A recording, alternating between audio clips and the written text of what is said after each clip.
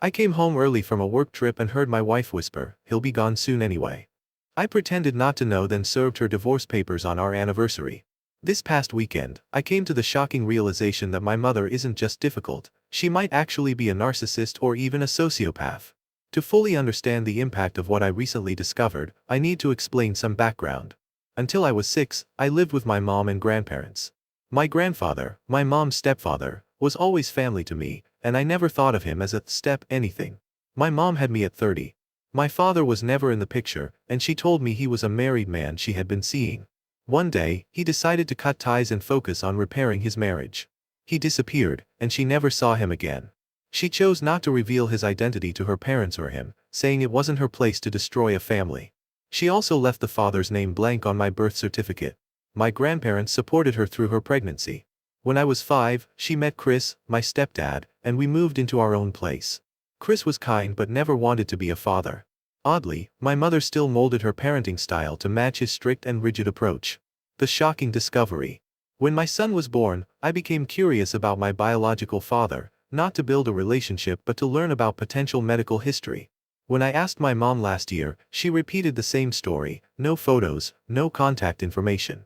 This time, my partner decided to investigate. We found no record of my supposed father at the school where my mom claimed to have met him, and the timeline didn't add up. So, we did an ancestry DNA test. What I found changed everything. A close match to my grandfather's family appeared in the results. Last weekend, I confronted my mom. She took a few days to remember, and when she finally spoke, she told me a story so unbelievable that I couldn't accept it. My grandfather is my father. My mom's story. According to her, she was deeply depressed due to past trauma, abuse from her grandfather, abandonment by her biological father, and unhealthy relationships. Her type was always married men. Her stepdad, my grandfather, was the first genuinely kind man in her life. They became so close that people jokingly speculated they were having an affair, though she insisted that wasn't the case. One drunken night, she confessed to my grandfather that she desperately wanted a baby and asked him to help her. She handed him a container, he left a deposit, and immediately regretted it, asking her to dispose of it. She agreed, but didn't. Instead, she used it. She claimed that a week later, the married man she was seeing had a condom break, so she assumed he was the father. My grandfather never suspected anything. My thoughts and dilemma. The DNA test confirms that my grandfather is my biological father, but I don't know what to do with this information. My mother's actions are beyond disturbing.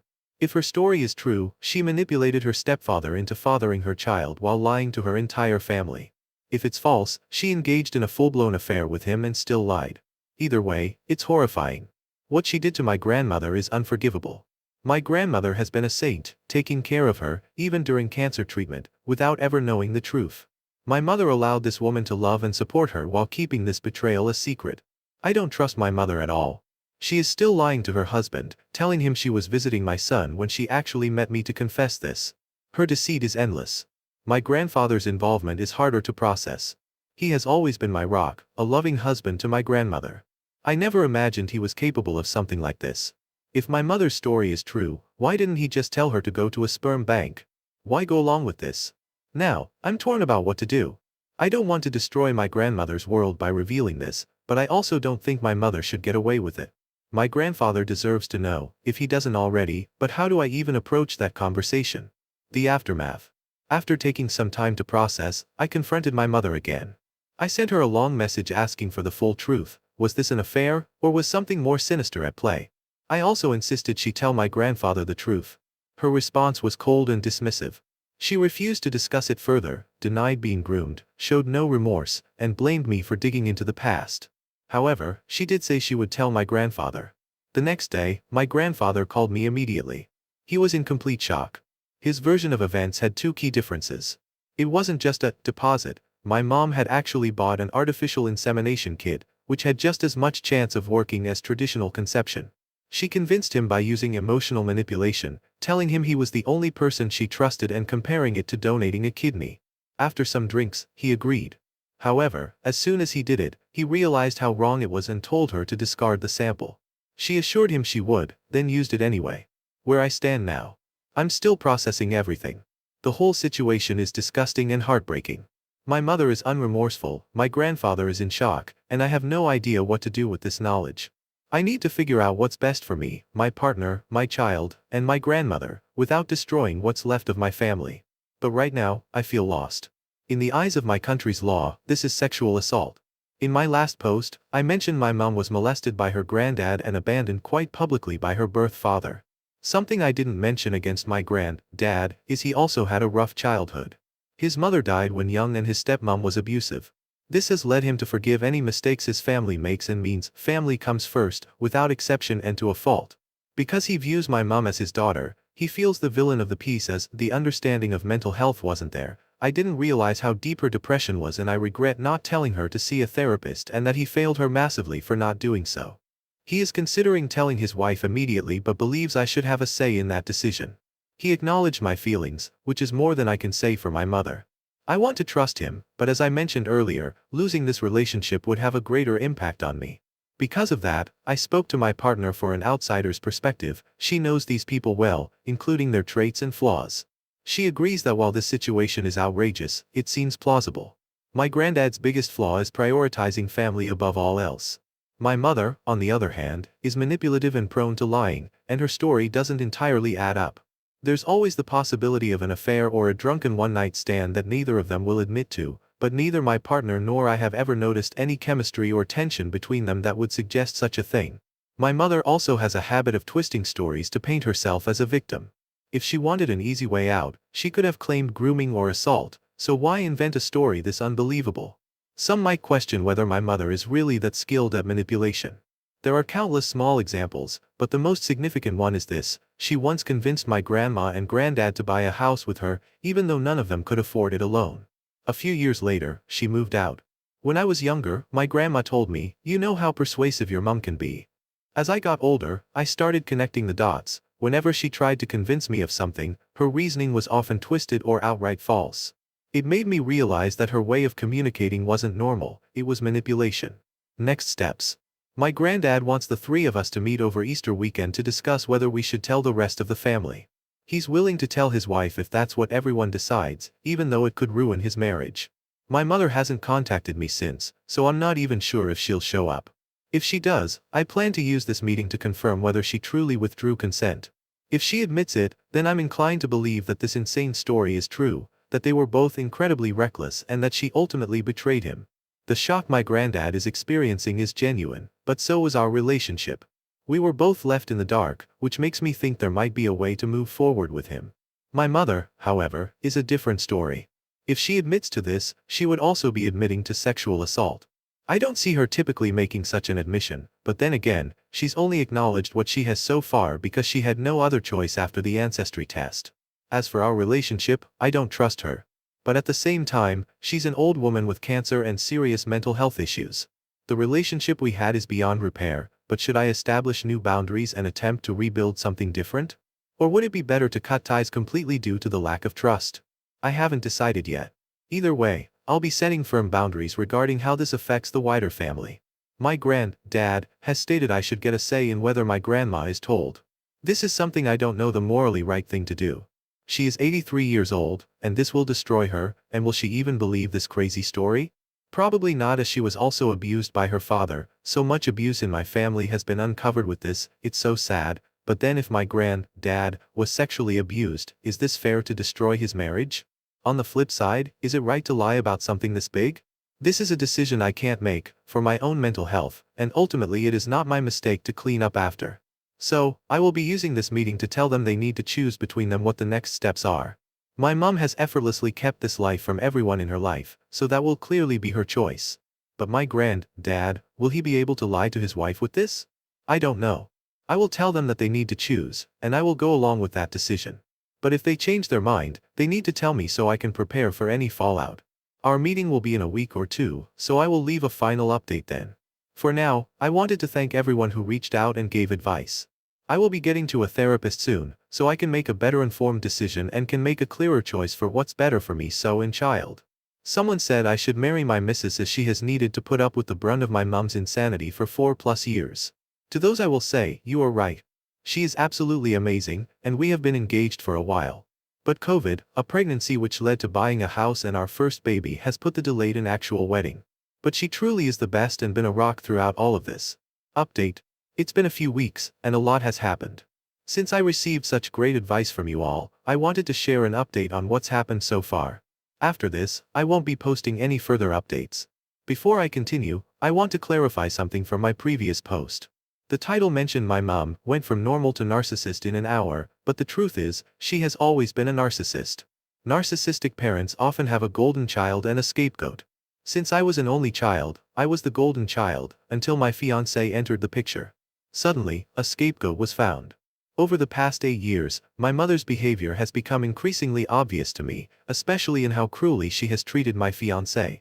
Unfortunately, I was blind to it for a long time and failed to defend my partner when I should have. I genuinely thought my mother just had poor communication skills, which I've been aware of for years. The update.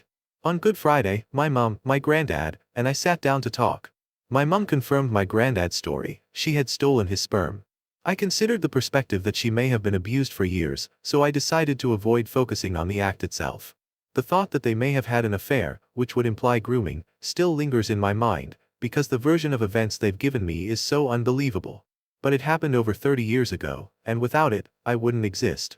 Since they both insist this is the truth, I chose to focus on how to move forward instead. Initially, I wasn't going to weigh in on whether or not we should tell anyone because, as I saw it, this is their mess to deal with. But I knew my mom would argue for keeping it quiet, which she did, and staying silent on the issue would be the same as taking a stance. When they asked for my opinion, I thought back to something a friend had told me. Would telling your grandma help you in any way? The answer was no, it wouldn't. So, I agreed to keep it quiet.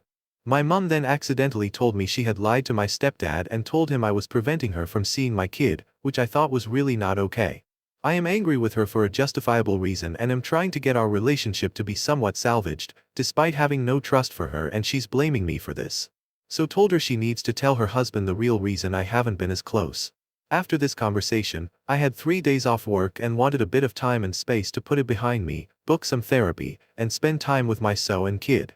Which never happened. That night, someone attempted to ram a car into my neighbor's house in retaliation for what the police later described as a petty squabble. In response, the neighbors, who somehow had a rifle, which is incredibly rare in the UK, fired at them. Naturally, multiple people on the street called the police. Thankfully, my child slept through the entire ordeal, but my partner and I were left shaken for a long time. So much for a relaxing weekend. Easter was completely ruined. After ensuring my family was safe, I turned my attention back to this ongoing family drama.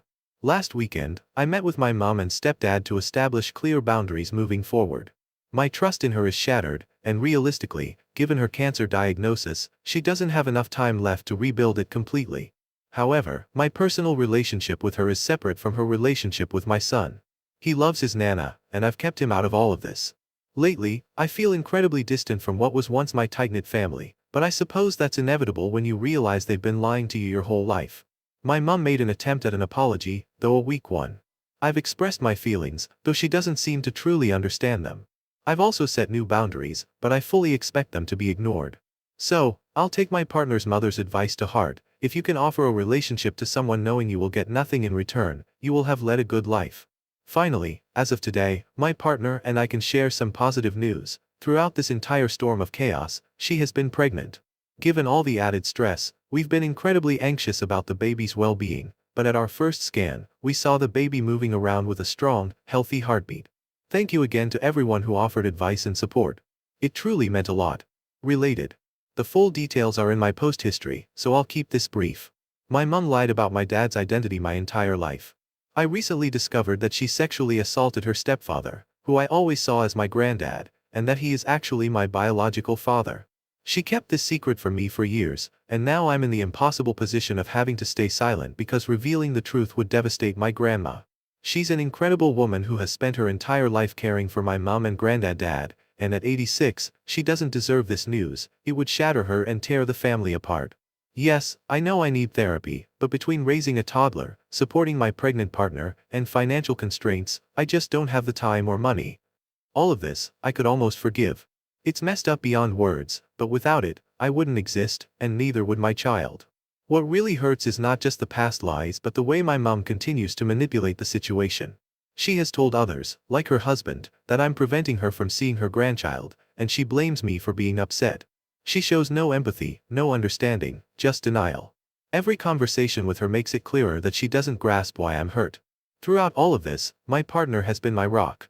She's never been a big fan of my mom, but she has remained impartial and polite, just as I have tried to be. Now, despite everything that has happened, my mom and I were once close. We weren't great at communicating, but we used to talk every few days. She's had cancer since I was 15, she was originally given a year to live, and now I'm 31. It has returned, and I don't think she has much time left. She's in a wheelchair now. I want her to have as much time with her grandchild as possible before she passes. My partner and I both want to find a way to bury the hatchet, not for her sake, but for ours. We don't want to carry regret once the shock and pain of all of this fades. That's our plan. But every time we see her or talk to her, all we feel is anger at the past, at the new lies, at the sheer weight of everything she has done. Every friend we've confided in, people who know the full story, says they wouldn't be able to see her, let alone forgive her. And I get it. But I also don't want to live with guilt when she's gone. So, how do I forgive? How do I let go enough to ensure future me won't regret my choices when she's no longer here? If anyone has any advice, I'd really appreciate it. Update. After getting no advice on my last post, I figured there wouldn't be an update to share. For most of this ordeal, I was in shock. But about 3 weeks ago, all the emotions hit me like a ton of bricks, and I started struggling more than ever. In November, my partner gave birth to a beautiful baby. She's exhausted from getting up to feed him, and I didn't have the emotional capacity to separate her tiredness from feeling like I was being personally pushed away. On top of that, the UK's healthcare system moves slowly, so I only started counseling 3 weeks ago, and I had no idea how to heal or find forgiveness, especially with my mom being so sick. But then, last Thursday, something major shifted, and after debating how to update, I decided to compile everything here. Seeing how much I was struggling, my partner reached out to my mom to tell her how deeply this was affecting me. My mom's response was, "I'm sorry he's hurting. I wish he would talk to me, but he won't. I don't want to hurt everyone by telling the truth." To which my partner replied, "As a mother, I'm sure you don't want to leave this world hurting your son. By keeping this secret, you're making him the scapegoat. You need to find a solution." To my surprise, this actually worked. My mom sat down and told her version of the truth to my nana and her sister. My thoughts. The moment I heard my nana knew the truth, I called her and sobbed. It felt like a massive weight had been lifted. For nearly a year, I've been drowning under the burden of the secret, and I hadn't realized just how much it was affecting me. Outwardly, I seemed fine, but internally, I was slipping deeper into depression. Shock had carried me through these last 3 weeks, but now that the truth is out, I finally feel like I can think clearly again. The biggest struggle for me wasn't just the lie itself, it was the guilt of keeping it. I didn't know if staying silent was the right thing to do. I could revoke my silence at any moment, but I could never take back the truth once it was out.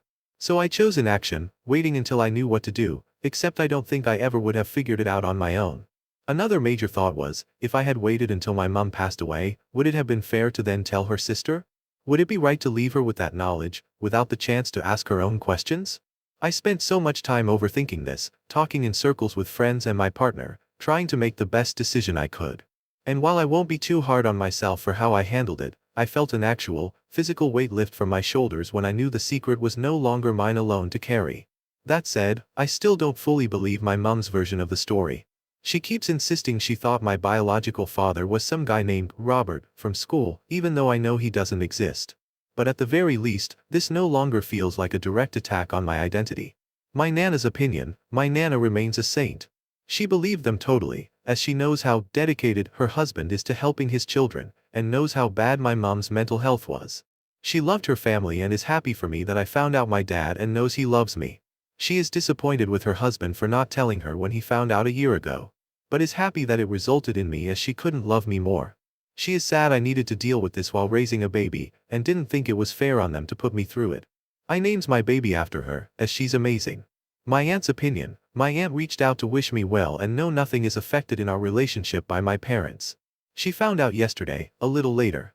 She has lost a lot of respect for her sister and stepdad, but knows she loves her family, even if she is disappointed and her trust is shaken. She has cried that they made me stay silent as it will kill my nana, and thinks that was cowardly and wrong of them. But knows she needs her family, and my mom in her poor health needs her. She has told her children and told them it is up to them if they believe the story or not. So that's the end of it. I have bought a few self-help books, got a therapist who is helping and just trying to rebuild after a year of hell. My mom probably only had a few months left, but then, she had until I was 17 and I'm 32 now, so we shall see, but with the truth I can at least start forging a small relationship based in truth. However, I doubt it will ever be as strong as it was, just because she doesn't have time to rebuild it to that. Ultimately, what my aunt said really rang true to me. It's a shame, because even if the story is true, nobody will ever believe it. And they will live with that stain on them, forever. Final. It's been nearly a year, and I'm posting this on my profile so I can provide an update to the best of sub, as so many people commented and offered support. I responded to many at the time but eventually stepped away and didn't return to the post. About a month after my last update, on February 20th, 2024, my mum passed away. She was surrounded by family. My aunt and I don't talk much anymore. My nana believes it's because she's busy building her house, but I suspect the awkwardness caused by my mum's actions is too much for her. She doesn't even reply to simple messages like Happy New Year, so we'll see where things go. That said, she did forgive her stepdad, insisting that he was always a wonderful father to her. My nana and papa are still together.